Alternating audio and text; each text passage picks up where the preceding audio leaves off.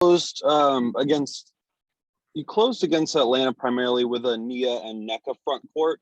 What do you like about those lineups in the late game situations? I think late in games, like getting defensive stops, and having a level of versatility to what you can do on the defensive end is really important.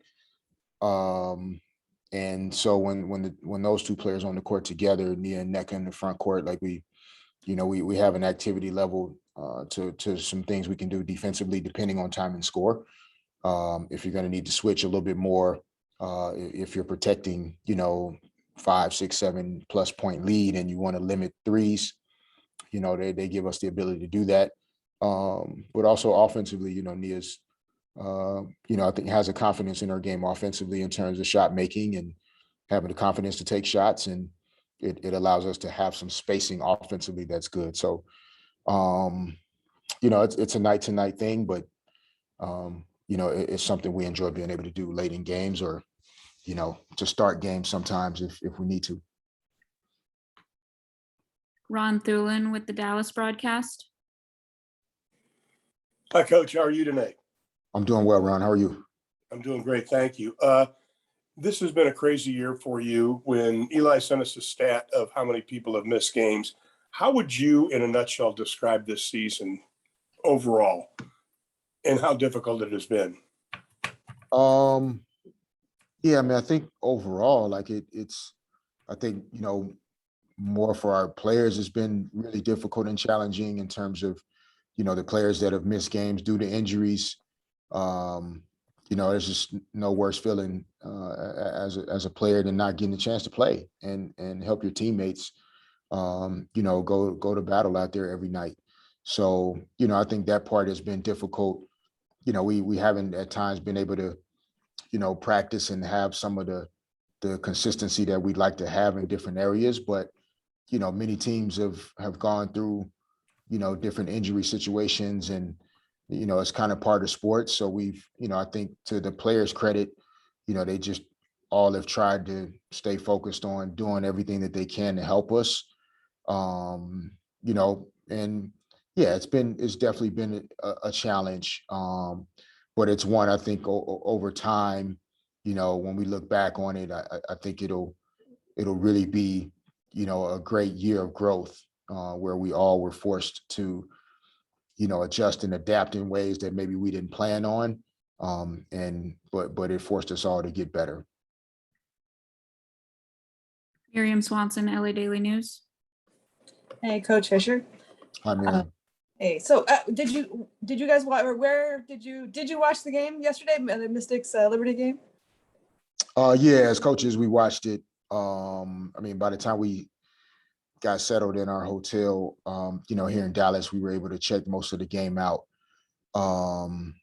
And I'm sure, some of the players were watching it on their devices or, wherever they were. So, yeah, we kind of do that anyway. On non-game days, we're watching other games around the league, preparing for our opponent, of course, as well. But we were obviously watching that one closely last night. Okay. And I wanted to ask you about Erica's nasty crossovers of late. And I know people talk about dunks being a big, play in games that can get teams going. I wonder if plays like Erica's the last couple of games work the same way. Yeah, our players can speak better to it in terms of how it makes them feel out there when they're on the court. It's when you're playing against great players, it's bound to happen at some point. Like you said, on the men's side, guys get dunked on all the time. It is what it is. If you're in a position to be dunked on in the NBA, I think you're doing pretty good in life. And same thing in the WNBA. If you out there crossing people over or getting crossed over, you're one of 144 people that can ever actually say they've been in that position before right now. So, if it hypes teams up and gets players going, more power to them.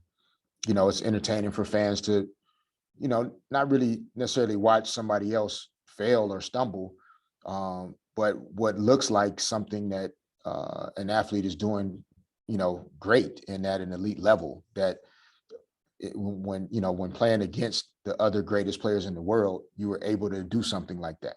Like, that's fun for people to kind of see. It raises the level of engagement for our league, and and helps us grow. So our players get crossed over, our players cross over other players, and it's just part of being out there and competing. Michelle Vopel, ESPN. Yeah, Coach, I was wondering, I think this will be the 6th year of this playoff format of having the first and second rounds be single elimination. Do you like the format, or do you think it's just probably the best format for right now? Or what would you like to see if it was different? How would you like to see it? Would you like to see it go back to what it was before? No, I mean, I don't personally like the playoff format. But I understand that there are a lot of things to consider, in terms of, what has been done in the past, what worked for the league, what didn't work, prior to, my participation in the W. I kind of, take it for what it is, and that it's been, what served, I guess, the number one priority over the last 5 or 6 years. But I don't like it. I mean, I come from a world where playoff series really allow you and really allow fans more than anything to really connect to who players are. And you get to tell stories about players and their lives and how they got there. And that's what, engages fans. I know the one and done idea is really engaging for a lot of people. You see on the NBA side, the play-in tournaments, NCAA tournament, single elimination. And I think it has its pros. But, I think at the professional level, again, where I come from, like seeing the greatest players in the league going back and forth in multiple games, and the adjustments that come with it, the opportunities it creates for coaches and teams to, figure out ways to get better. The fan base in each of those cities, like, if you're a fan in a city where the team makes the playoffs, but they may only play one game, and you have to work that night, or you can't find a babysitter, or it's back to school night, you never even get a chance to support the team, compared to if there were multiple times maybe in a postseason situation. So there are a lot of things to factor in, to be honest, Michelle. That's above my pay grade to figure out what's right. We just want to have our team ready to play no matter what the scenario is. We've been on the other side of it. We've been the higher seed and gotten eliminated in the second round single elimination. And it's just a part of the system right now until it changes. 2 more for Coach this afternoon. Chris Camillo, Nightcast Media. Hey, Coach, how are you? Good, Chris, how are you? I'm doing well. Thank you for taking the time this afternoon. I was kind of curious, how have these last few games tested you specifically, being in this sort of situation where it's every win is crucial? Obviously for the players, they're feeling the pressure as well, but how have you and the coaching staff felt that pressure, and how have you responded to it? Yeah, we've just tried to continue to be consistent in who we are, Chris. We trust that our players are, understanding of what the circumstances are, what the situation is. But I'm a big believer in, being authentic in who you are, and, even as the stakes are raised and, it feels like it matters more than other games. I really believe that if you've been doing the right work over time, that will kick in and take over, and you don't have to try and put a lot of extra emphasis on something that you should already be doing every night anyway. I don't have to yell louder that we should be closing out at a certain angle. I don't have to scream to make, an extra pass when you're supposed to be making an extra pass. And that doesn't change in game number 32 compared to game number 2. Those are things that we should just do. So, even though it feels, as though it's more important now, as coaches and for me as one of the leaders of our group, I'm just trying to continue to be, you know, who I've always been for our players. You know, firm but understanding, recognizing that, you know, these experiences, you can't get them anywhere else until you go through it, and you have to learn, you know, through the ups and downs of it. So I hope that our players don't feel like we're acting differently because of the circumstances. Like, you still have to go out there and execute in a basketball game. And you can't do that if you're clouded by emotions and, you know, extra anxiety for no reason. The goal is still going to be 10 feet high. The lane is still going to be the same width. You still got to make free throws. You know, you still got to communicate on defense. All of that stuff is the same. Last one for Coach Reagan Pebley with the Dallas broadcast. Yeah, you kind of just answered it. I was going to ask you, you know, through your career coaching, playing, the differences in these situations between playing desperate and playing determined and focused, and what are the elements that you really have to rely on, and how you advise your team? Yeah, no, it's that's the magic right there. You know, those that can figure out, you know, kind of how to find that balance with, like you said, determination, you know, a level of desperation, but still measured, composed, poised, able to handle and respond to, you know, the opponent making a run. You know, they start the game 8-2 and the crowd is going crazy.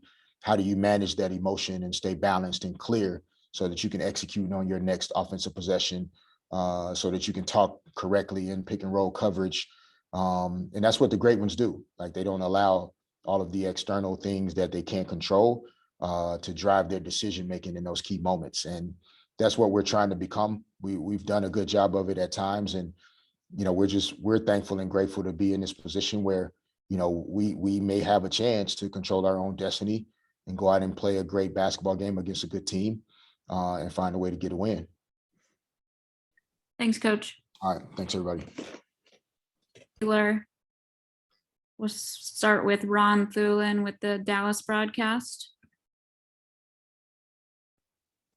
Thanks for spending some time with us today. Of course. How's the mindset of the team when there is uncertainty of what this game will mean? I mean, we only can control what we can. Of course, we want to make playoff. That's the push we want to make. But at the end of the day, we can't control the other side. We can't control what other teams doing. We only can control ourselves. So that's really it. And just preparing for Dallas, and everything else will take care of itself. Michael Burns, Winsider. Hey guys, question for Nia. You've had a career year from 3 and field goal percentage. Has anything changed this year about your approach or preparation as a shooter? No. It hasn't. It hasn't changed. Sorry. Is it just a result of an expanded role and more opportunity? Yes. Thank you. Chris Camello, Nightcast Media. Hi guys, thanks for taking the time as always. Just were you guys able to watch the Liberty Mystics game yesterday? Yes. And was there, you know, obviously watching it, how much were you guys like Liberty fans just for the day, just to?